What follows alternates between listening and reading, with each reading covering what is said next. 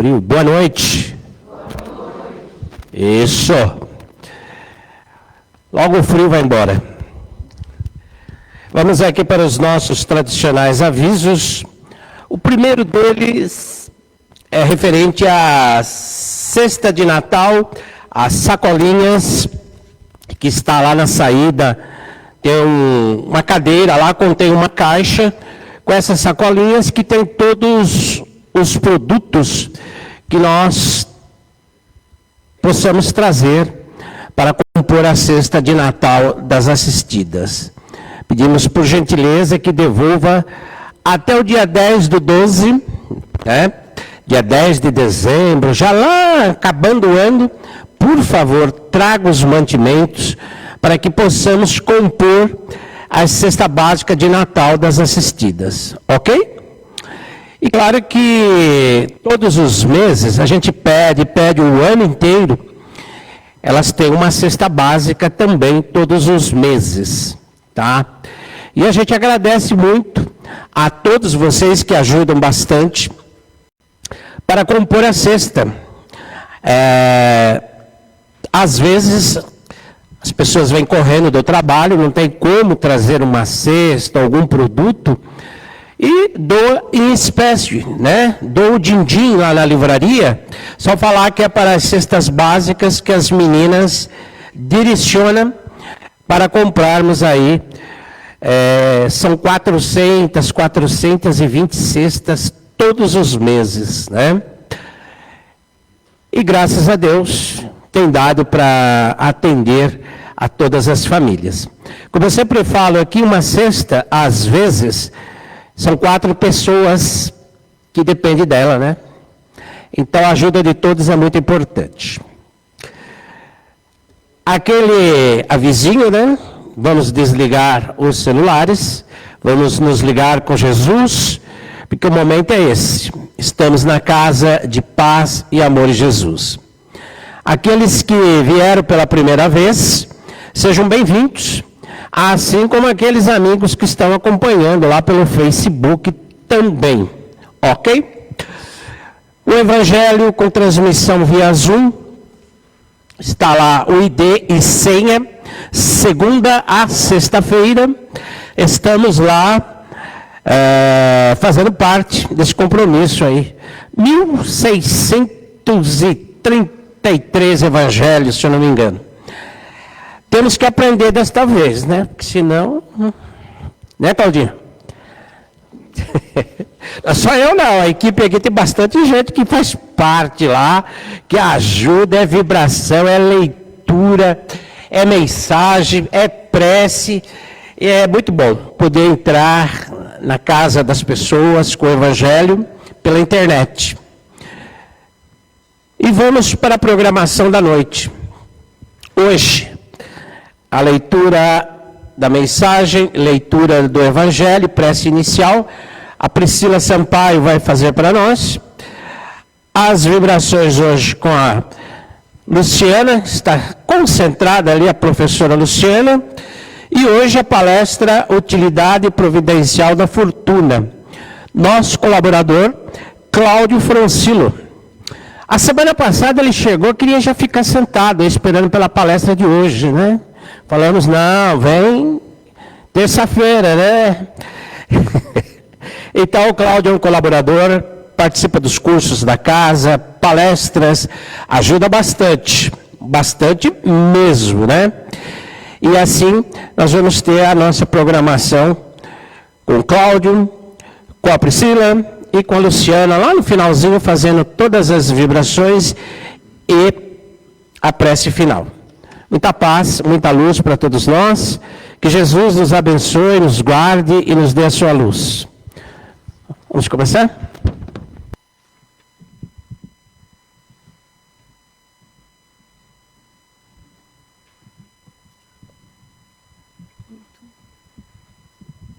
Boa noite. Tá ligado, não? Boa noite. Do livro Folhas de Outono, de Francisco do Espírito Santo Neto, ditado por Hamed. O autoconhecimento nos dá a habilidade de saber como e onde agem nossos pontos frágeis e até a quem atribuímos nossas emoções e sentimentos, facilitando-nos a compreender melhor os que nos rodeiam. Do Evangelho segundo o Espiritismo, capítulo 17, o homem de bem. O verdadeiro homem de bem é aquele que pratica a lei da justiça, de amor e de caridade, na sua maior pureza. Se interroga a sua consciência sobre os próprios atos, pergunta se não violou essa lei, se não cometeu o mal, se fez todo o bem que ele podia, se não deixou escapar voluntariamente uma ocasião de ser útil, se ninguém tem o que se queixar dele, enfim, se fez aos outros tudo aquilo que ele queria que os outros fizessem por ele. Agora vamos nos acomodando, fechando os nossos olhos, levando o nosso pensamento ao Mestre Jesus. E agradecido que estamos a toda a espiritualidade amiga e ao nosso grande Mestre e orientador Jesus. Vamos agora, agradecendo a oportunidade de estarmos aqui e abrindo nossos corações e a nossa mente para que possamos receber os ensinamentos de hoje, da palestra de hoje de nosso amigo Cláudio, que toda a espiritualidade possa orientar as suas palavras e que possamos sair daqui com um pouco mais de conhecimento e de paz e amor dentro de nossos corações. Assim seja.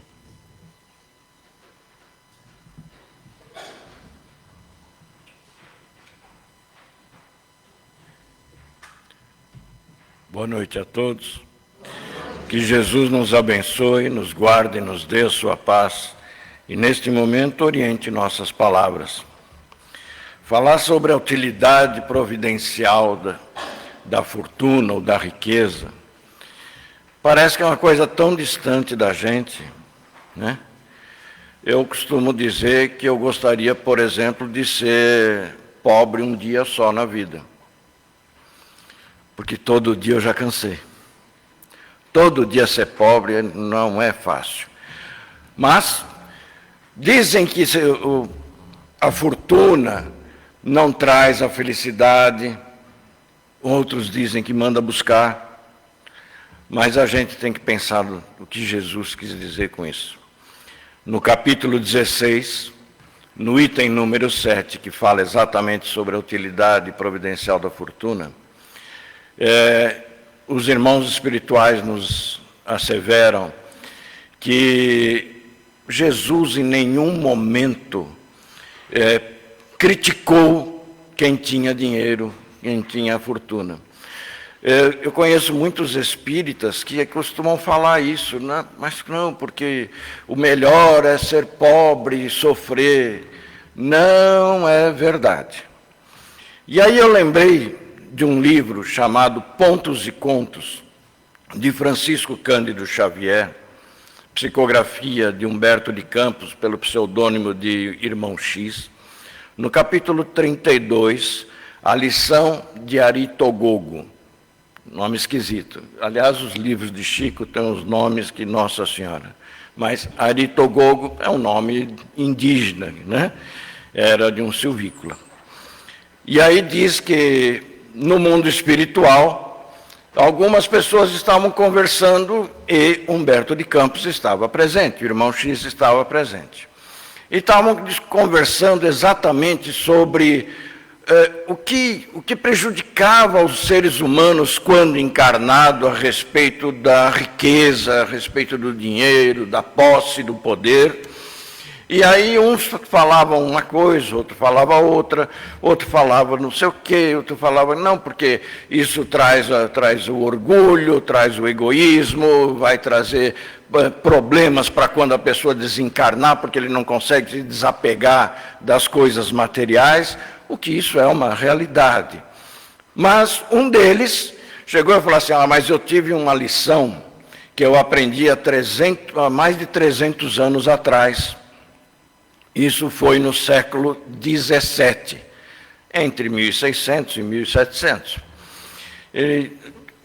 Os outros ficaram assim, como assim há 300 anos? É exato, naquela época eu era ainda encarnado como português, e nós vínhamos de navio até o Brasil para procurar a madeira pau-brasil.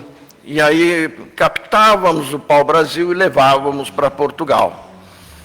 E quando eu estava fazendo isso, na sexta viagem que nós fizemos, um dos silvícolas, que era o chefe de toda a tribo, já tinha criado uma certa amizade para comigo, e eu tinha já conseguido conversar algumas coisas na linguagem dele, tudo.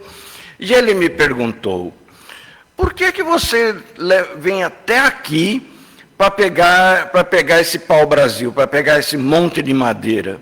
Se por um acaso, aonde você mora, lá não tem lenha para poder usar no fogão?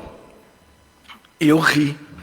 Naquele momento eu ri do índio e falei, não é para isso, não é para fogueira, não.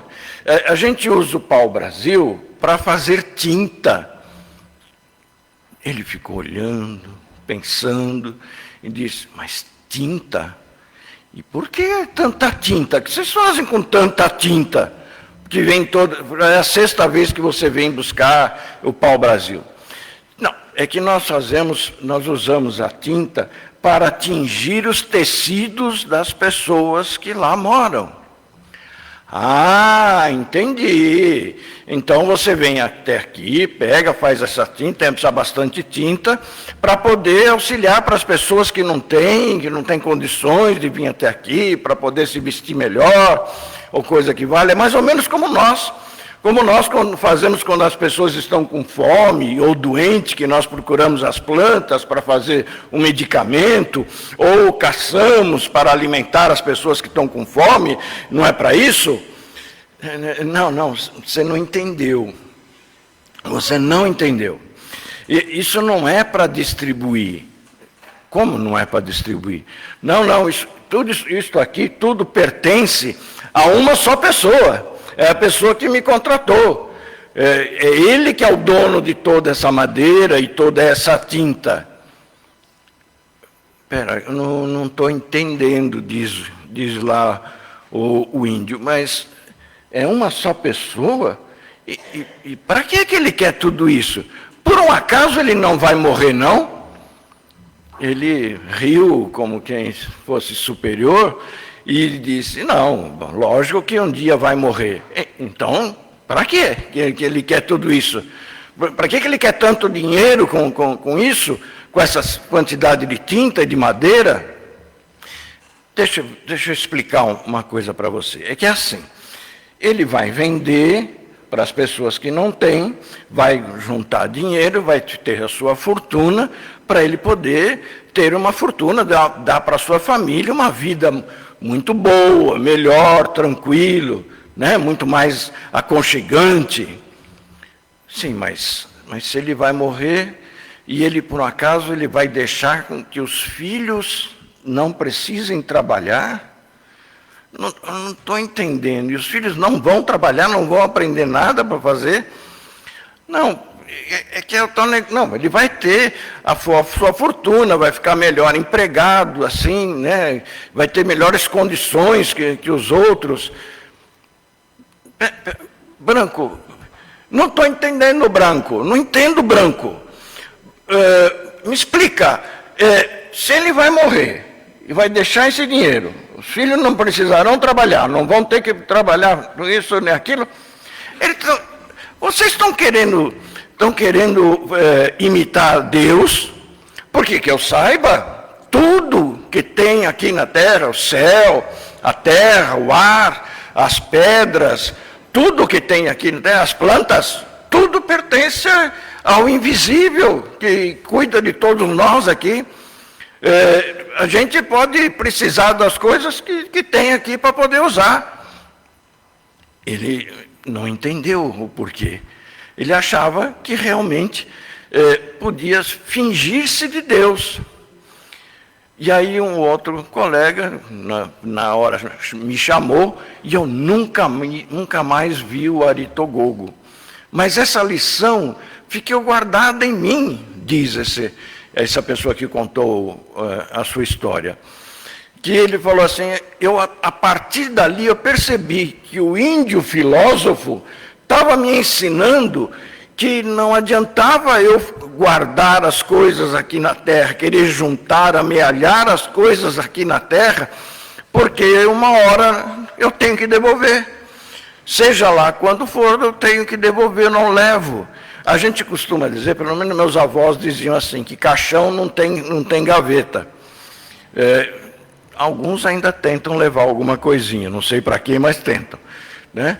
É que nem espírita, agora fazendo um parênteses, espírita acha que está comprando coisa em nosso lar, já perceberam? É um tal de pessoal, não, porque eu estou fazendo, porque eu quero ir para nosso lar, Eu não quero. Eu não quero ir para nosso lar. Não vão me encontrar em nosso lar. Por quê? Porque nosso lar é primeiro no Rio de Janeiro, eu sou paulista. Segundo, não tem uma obra dizendo que nosso lar foi reformada. Olha, de 1945 que foi escrito o nosso lar. Nunca mais eu vi um livro dizendo que reformaram o nosso lar. Deve estar caindo aos pedaços a parede, de tão velho que está. Ninguém reforma. Então não vou para lá. Eu vou ficar em São Paulo mesmo, é aqui que eu conheço, eu vou me virar aqui. Além do mais, lá só tem sopa. Já viram o filme? Só tem sopa. Não gosto de sopa, só quando a gente está doente a gente toma, mas... Voltando para o assunto. E, afinal de contas, o que o filósofo ensinou para a gente, o que Jesus diz para a gente a respeito da fortuna? Ele não nega a fortuna de ninguém, ele não amaldiçoa a fortuna de ninguém, em nenhum momento a gente ouve Jesus falar mal de quem tem dinheiro. Nenhum momento. Mas tem aquela passagem, e isso está lá no item 7, dizendo que quando um rapaz rico, herdeiro, queria seguir Jesus, falou, Senhor, o que faço para entrar no reino dos céus? E que Jesus teria dito para ele, vai, vende tudo o que você tem, dá aos pobres e me segue. Então está aí. Viu como ele está falando mal dos ricos? Não, ele não está falando mal dos ricos. Ele sabia que aquele rapaz, por mais honesto que era, por mais que ele seguisse as leis, ele ainda não estava pronto de fazer a caridade realmente para não ficar preso à matéria. Porque nós ficamos presos à matéria. Quem de nós não tem um apego a alguma coisa material aqui, mesmo não tendo muito dinheiro, muitas posses? Por exemplo, para não falar dos outros, vou falar de mim. Eu tinha mania, eu era um Divaldete, eu adorava as palestras do Divaldo. Então eu devo ter em casa mais de 200 a 220 DVDs de palestras do Divaldo Pereira Franco, fora as palestras que eu assisti pessoalmente. E aquilo lá, para mim, é a minha riqueza, é a minha fortuna, está lá. Fui aprender espiritismo não só aqui na Casa Espírita, mas assistindo palestras, pesquisando aqui e ali. E aí, de vez em quando, a minha esposa fala assim para mim, o que nós vamos fazer com isso tudo? Você não assiste essas palestras já faz tanto tempo. Não é melhor doar? Eu falo, não, deixa aí. Mas você vai levar no caixão? Não. Depois que eu desencarnar, você doa para algum centro espírita que não tem nada, aí você doa. Mas deixa eu desencarnar primeiro. Agora não, deixa lá, porque às vezes eu posso querer pesquisar alguma coisa e está aí. Então a gente é apegado a alguma coisa. Ela diz, eu vou botar no caixão, hein? E aí você se vira. Como eu não sei se lá no mundo espiritual vai ter algum leitor de DVD, a gente vai tentar, mas agora ele já está lá, né? Agora já está lá, eu vou ouvir a palestra pessoalmente, quando ele estiver lá, não preciso mais de DVD. Mas a gente é apegado a alguma coisa. Tanto é interessante isso que muitos de nós temos a tendência àquela roupa.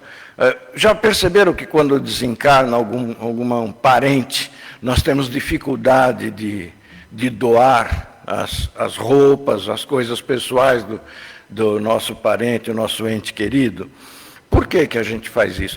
Não, porque eu quero sentir ele perto de mim. E se eu ficar com isso na cabeça, ele vai ficar perto de você, porque ele não quer que você doe aquilo. E quantas pessoas a gente podia doar e não doa? Quantos de nós, no inverno, vamos lembrar de doar alguma coisa? Quantas vezes a gente vai doar alguma coisa para alguém e sempre doamos aquilo que a gente não quer mais, o nosso supérfluo. Ninguém doa do que é necessário, a gente doa só o supérfluo. Somos assim. Mas Jesus não condenou. Se Deus, não vou nem falar em Jesus, já vou lá para cima. Se Deus achasse que a riqueza ia ser um entrave na vida das pessoas, por que ele daria riqueza na mão de alguns e de outros não?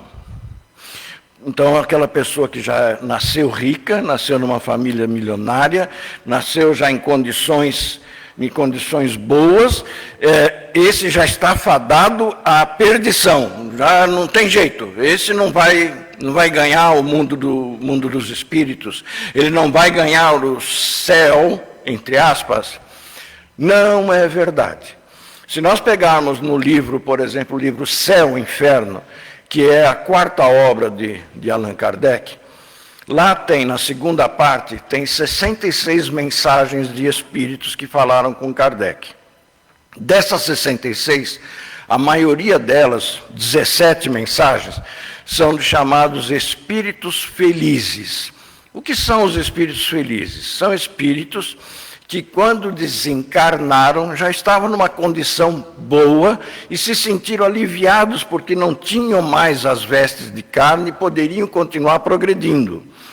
A segunda leva de mensagens, são 6 mensagens apenas, está lá, são espíritos medianos. O que são os espíritos medianos?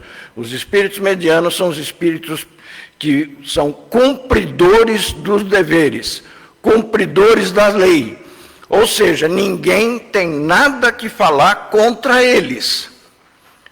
Mas se ele fazia tudo certinho, se ele cumpria as leis, por que eles não eram espíritos felizes?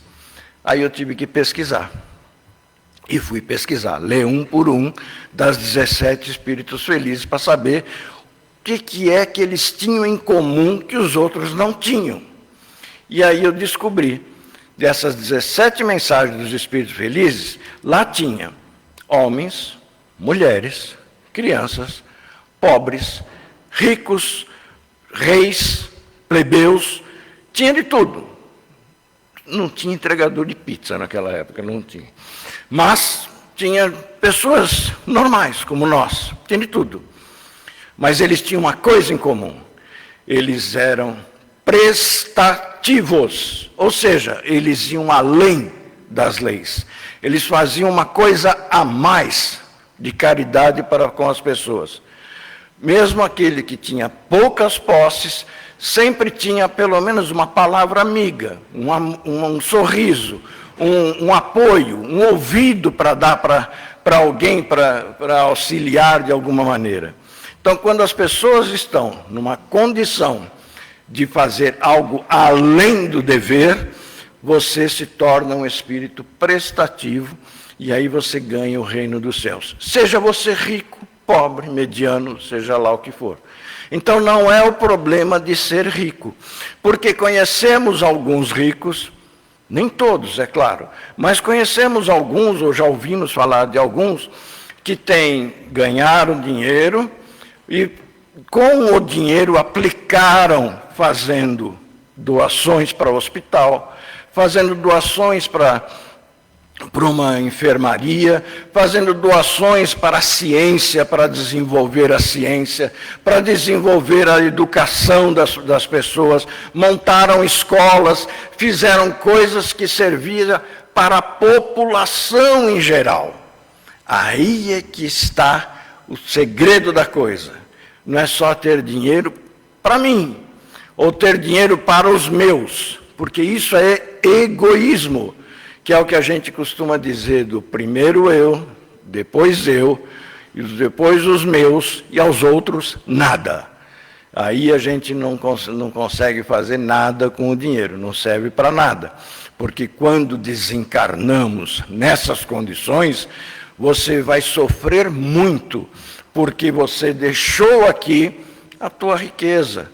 E normalmente, se nós acompanharmos a grande maioria dos ricos que não usaram o seu dinheiro para o bem de muitas pessoas, mais um parênteses, usar o dinheiro para o bem de muitas pessoas não é comunismo, não é socialista. Tem gente que acha que Jesus era socialista. Não era. Tanto não era que ele falava que a cada um segundo as suas obras. Então não é para ficar, vou esperar do governo, vou esperar do governo. Não.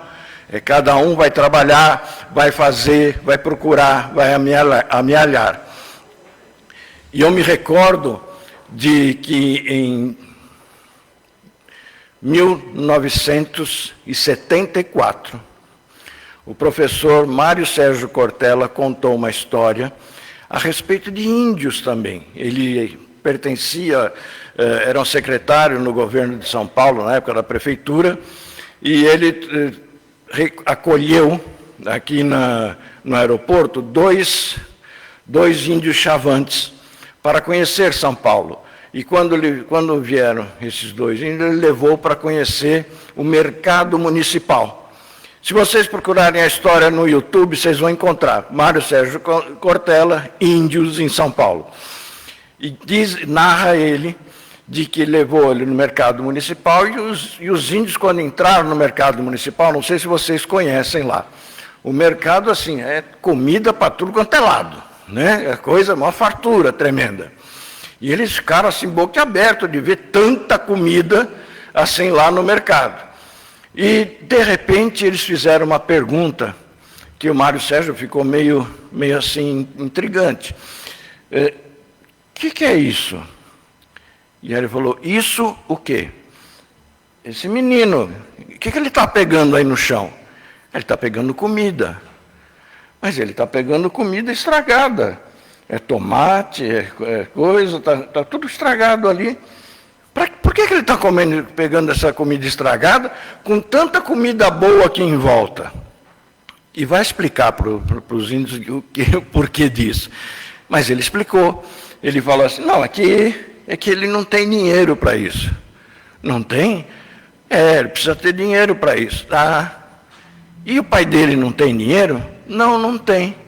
E por quê? Por que você come dessa comida e ele tem que comer a comida estragada? E aí ele não estava conseguindo entender a resposta, que para nós parece comum. Mas a resposta que ele deu, segundo ele, foi, que aqui é assim. Aqui é assim, a gente se acostuma com isso. A pessoa está precisando, comendo com fome na tua porta, você finge que nem viu. Parece normal, a gente normatiza a falta de comida. Vocês perceberam, por exemplo, vamos agora para os dias de hoje. Em Gaza, a quantidade de gente passando fome, que não precisava, e a comida estava lá fora esperando para entrar, e nós não deixávamos. Não sou eu, foram eles. Não importa, nós contribuímos de alguma forma. Nós não agimos nada. A gente fica com medo de falar, com medo de fazer, com medo disso, com medo daquilo, e deixamos as pessoas morrerem de fome desnecessariamente. Embora tenha comida com fartura por aí. A comida que tem, que se joga fora, daria para alimentar o mundo inteiro e ninguém passar fome. Por isso, na pergunta do Livro dos Espíritos, na pergunta 923, está lá a respeito de o que é necessário por que as pessoas passam necessidades? E aí está lá escrito que porque a gente quer mais o supérfluo e não o necessário. Quando todos nós estivermos contentes só com a parte necessária para a sobrevivência, para continuar com saúde, nós não vamos mais jogar fora nem supérfluo, nem nada. Vamos ter condições de viver e fazer a caridade para o próximo. Porque estamos num planeta de provas e expiações, por isso algumas dificuldades. Pergunta 920 do Livro dos Espíritos. Podemos ser felizes aqui no planeta Terra? Os Espíritos dizem não, porque estamos num planeta de provas e expiações. Mas podemos ser tão felizes quanto a Terra nos permitir. Portanto, façamos a nossa parte. Quando vemos alguém precisando de comida, vamos dar alguma coisa que a gente possa dar, mesmo que seja o nosso supérfluo. E vamos vivenciar, porque seremos mais felizes quanto menos supérfluo nós tivermos. O necessário é o que nós precisamos. Que Jesus nos abençoe e que pensemos nisso hoje e sempre. Que assim seja.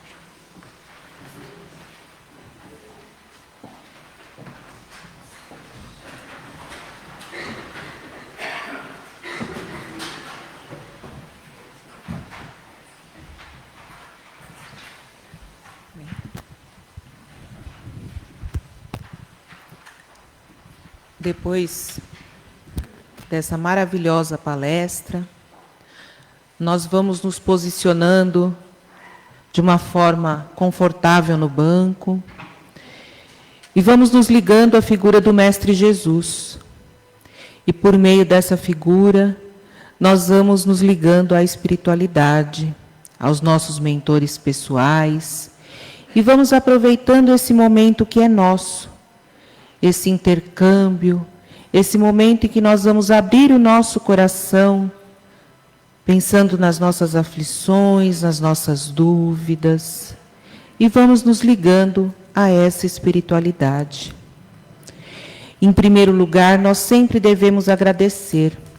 Agradecer a Deus, nosso Pai, que nos deu a vida, que nos deu esta família, que nos ajuda na nossa caminhada, pelo nosso trabalho, pela nossa casa, por tudo e por tanto que recebemos todos os dias.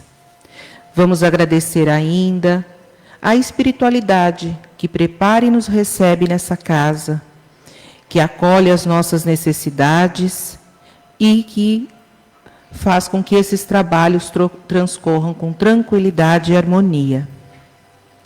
E assim, em sintonia com essa espiritualidade maior e amiga, nós vamos nos preparar e receber o passe que os médiuns vão iniciar agora. Essas energias de equilíbrio, benfazejas, vão adentrando, começando pelo nosso coronário, no alto da nossa cabeça, trabalhando ali nossas estruturas cerebrais, nossos pensamentos, e as energias vão descendo, atingindo o nosso frontal, que responde pela nossa percepção, com nossos sentidos aguçados, que nós não deixemos de perceber todas as oportunidades para fazermos o bem e sermos úteis. Essas energias vão atingindo o nosso laríngeo, esse centro de força responsável pela comunicação, pela expressão das nossas ideias. E assim, que tudo que saia da nossa boca sejam palavras de encorajamento, que ensejem o bem. Essas energias vão descendo para o nosso cardíaco, e ali trabalhando nossos sentimentos, nossas emoções, e que então nosso coração possa pulsar amor, compaixão, solidariedade, caridade. E essas energias continuam trabalhando o nosso organismo, atingindo o nosso centro de força gástrico. Que junto com a digestão do alimento, se faça a digestão de todas as nossas emoções, e que nós possamos nos livrar de todas as mágoas, possamos perdoar e aliviar esse centro de força. As energias vão para o nosso centro de força genésico, descem pelas nossas pernas, contornam as nossas plantas dos pés e sobem por trás das nossas pernas, atingindo o centro de força básico no início da nossa coluna vertebral. Vai subindo vértebra a vértebra, alinhando a nossa postura física e a nossa postura diante da vida. Assim, essas energias vão novamente para o alto da nossa cabeça, no nosso coronário, fechando esse ciclo de energias de equilíbrio, bom ânimo, e pedindo a Deus, nós vamos pedindo fortalecimento da nossa saúde mental, eliminando os pensamentos de tristeza, desânimo, depressão e ansiedade, substituindo esses pensamentos por pensamentos felizes e produtivos.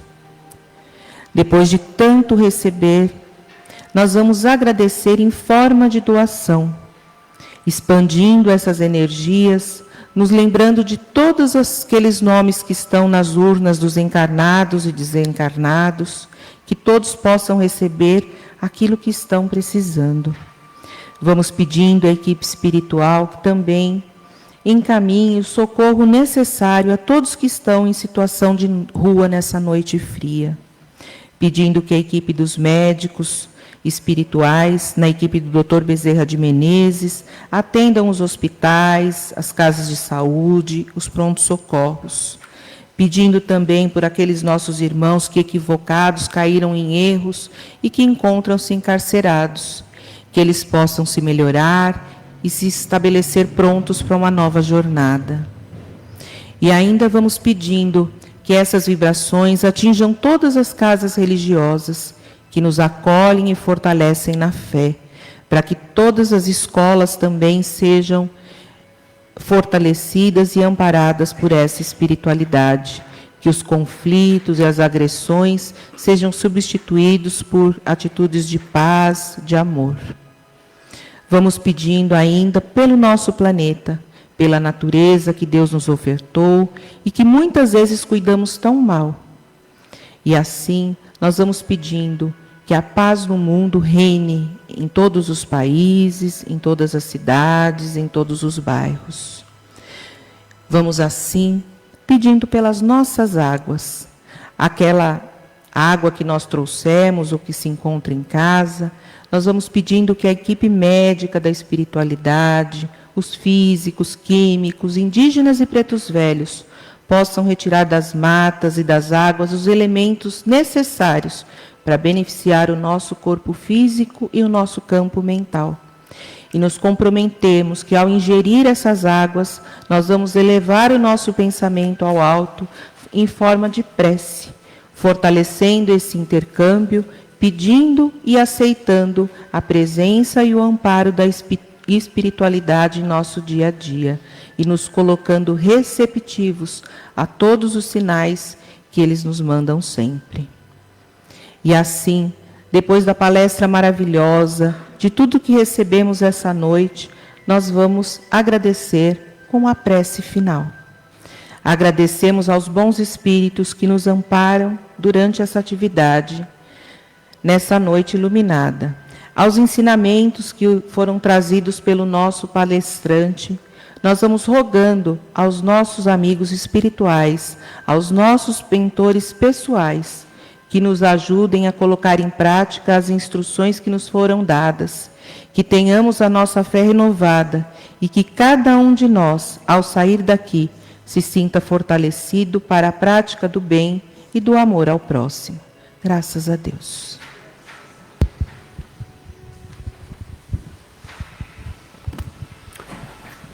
Boa noite, até a próxima terça.